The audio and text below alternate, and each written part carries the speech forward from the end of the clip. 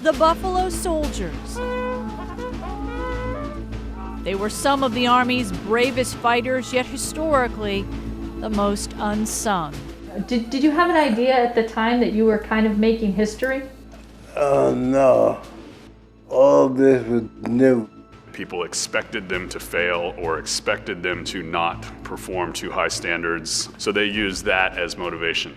The all-black cavalry regiments were established after the Civil War, their nickname likely coined during westward expansion by their Native American foes, impressed by their fighting prowess and referring to the soldiers' curly hair as well as their buffalo skin coats.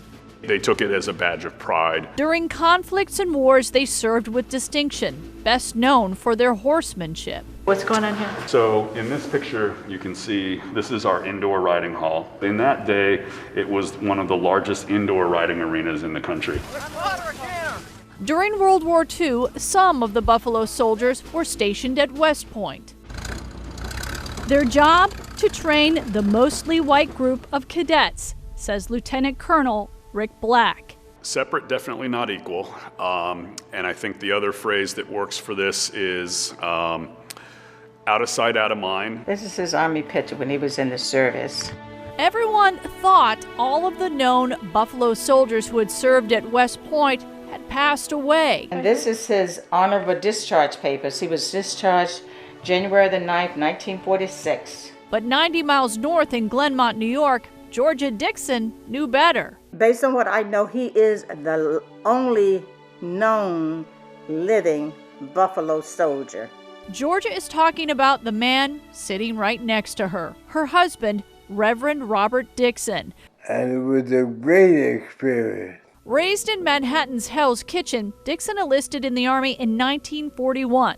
The young man from the city was sent to West Point as one of their trainers. Had you ever been around a horse? No. No.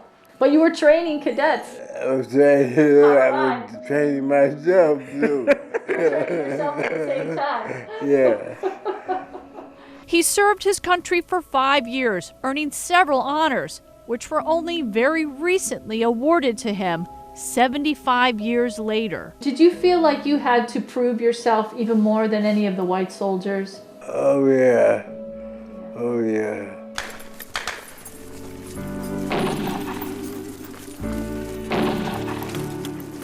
Segregation in the armed forces ended on paper in 1948, but that didn't mean that the racism did as well.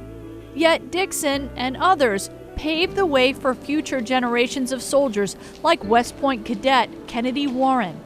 And so they really saw beyond themselves and what it meant to adhere to your duty. And I believe that they had faith that people like us in the future would honor their legacy. As for Robert Dixon, his legacy includes fighting against racial injustice. That's him getting arrested during an anti-apartheid protest. He didn't appear frightened.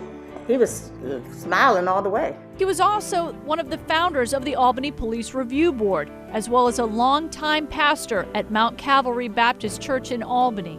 Can't believe it, over 300? He read every one of them. After turning 100 years old in September, the possibly last of the West Point Buffalo Soldiers says it's all been an honor he carries with him to this very day. Great honor. It's a great honor. Great honor, yeah. And to know that you have experienced so much. That monument that you just saw in the story stands in Buffalo Soldiers Field at West Point.